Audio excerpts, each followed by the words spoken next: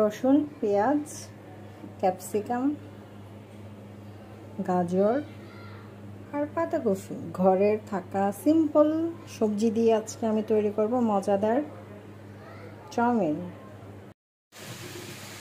আমি বেশ কিছু পানি দিয়েছি, পানির মধ্যে সামান্য একটু তেল দিয়ে দিলাম, কারণ চাউমিন সিদ্ধ বলেন, পাস্তা সিদ্ধ বলেন, পানির মধ্যে যদি তেল ইউজ করা হয় তাহলে সেটা স্টিকি ভাবটা থাকে না, খুব সুন্দর ঝরঝরা হয়। এর মধ্যে লবণ দিয়ে দিবেন, আপনি কিছুটা যতটুকু প্রয়োজন হয় সিদ্ধর মধ্যে লবণটা ইউজ করবেন। পানিটা যখন বলক চলে আসবে চাউমিনটা ছেড়ে দিবেন। আমি চাউমিনটা কখনই ভাঙি না, আস্তাই দিয়ে দিই। অনেকে আছে যে চাউমিনটা একটু 2 ভাগ করে দেয়, এটাকে আমার কাছে ভালো লাগে না। এটা আস্তে আস্তে নিজে নিজেই পাতিলে নেমে যাবে।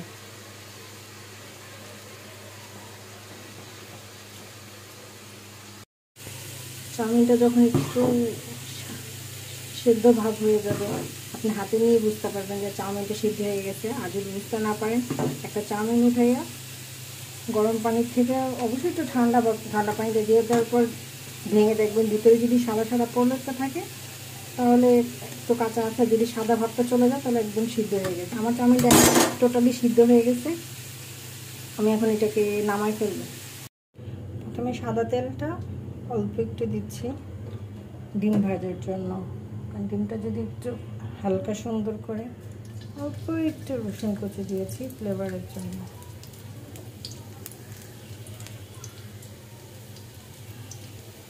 রসুনটা যখন হালকা একটু কালার আসবে 2টা ডিম ভেঙে দিয়ে দিচ্ছি।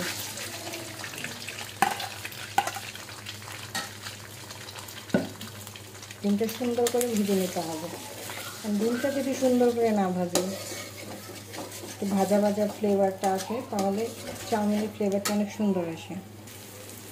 ডিমটা যখন ভাজা ভাজা হয়ে যাবে সুন্দর একটা স্মেল বের হয়েছে, সেটাকে আমি নামিয়ে রেখে দিব একটা বাটির মধ্যে সার্ভ করে। এখন ডিম ভাজার কড়াইটার মধ্যেই একটু তেল দিয়ে, আমি সয়াবিন তেল নর্মাল সাদাটা ইউজ করছি, রসুন কুচি দিয়ে দিচ্ছি। রসুন কুচিটা যখন ভাজা হয়ে যাবে সুন্দর হালকা একটু ফ্লেভার বের হবে, ভাজা বলতে হালকা ফ্লেভার বের হবে,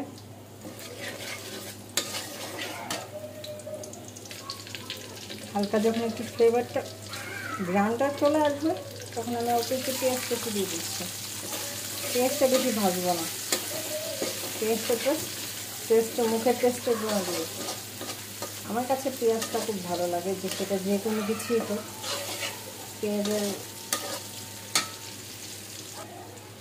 পেঁয়াজটা যখন হালকা ভাজা হবে একে একে গাজর কুচি, গাজরটা সর্বপ্রথমে দিতে হবে, কারণ গাজরটা একটু নরম হতে সময় লাগবে। আর যে সবজিটা একদম তাড়াতাড়ি হয়ে যায়, আমার কাছে আজকে গাজর ছিল, পাতাকপি ছিল, ক্যাপসিকাম ছিল, তেমন কোনো সবজি আর ছিল না, তো আমি গাজরটাই এই সবজিগুলোই ইউজ করেছি। যদি কেউ বরবটি দিতে ইউজ করেন তাহলে বরবটিটা অবশ্যই হালকা একটু গরম পানির মধ্যে লবণ দিয়ে ছেঁকা দিয়ে নেবেন, মানে সিদ্ধ করে নেবেন। তো যখন হালকা সটেড হয়ে যায় আমি পাতাকপি দিয়ে দিচ্ছি, পাতাকপিটা আর ক্যাপসিকামটা দিয়ে দিচ্ছি। এটা হালকা সটেড হয়ে গেলেই আমি কাঁচামরিচ ফালিটা দিয়ে দেবো। কাঁচামরিচটা আমি আগে দিচ্ছি না, অনেকে আগেই দিতে পারেন, বাট আগে দিলে একটু হালকা ঝাল হবে। যেহেতু আমরা বাচ্চাদের জন্য তৈরি করবো, বাচ্চাও খাবে, সেহেতু একটু পরে কাঁচামরিচটা ইউজ করবেন।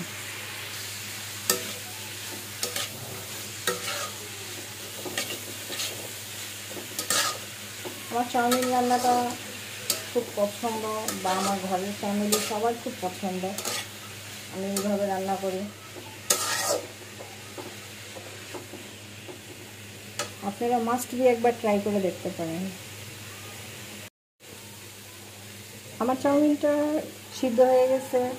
আর চাউমিনটা অবশ্যই সিদ্ধ করার পর আপনারা ঠান্ডা পানিতে ভালো করে ধুয়ে নেবেন, তাহলে চাউমিনটা আর একটার সাথে একটা লাগবে না, আর চাউমিনটা খুব সুন্দর ঝরঝরা হবে। এখন এটার মধ্যে আমি সয়া সসটা দিয়ে দিব 2 চামচের মতো, চা চামচে 2 চামচের মতো সয়া সস দিলাম।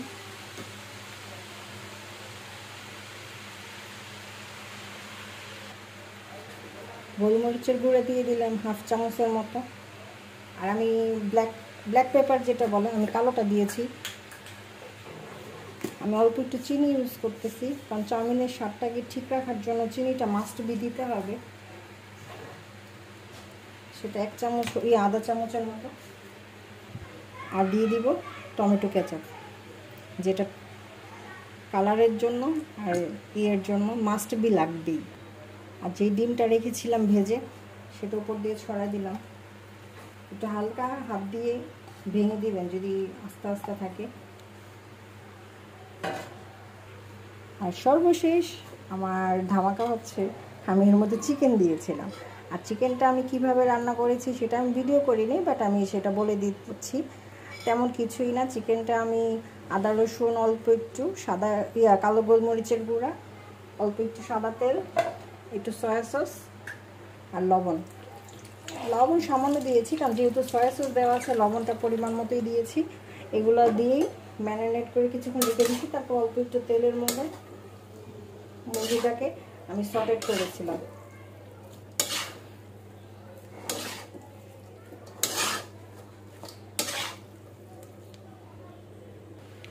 আমি এখানে জাস্ট 2 পদের সস ইউজ করছি, কারণ অনেকে ওয়েস্টার সস ইউজ করে, বিভিন্ন ধরনের সবজি পিএস ইউজ করে। এখন অবশ্য পিএস পাতার কোনো সিজন নাই, তাই আমি পিএস পাতাটা ইউজ করি নাই।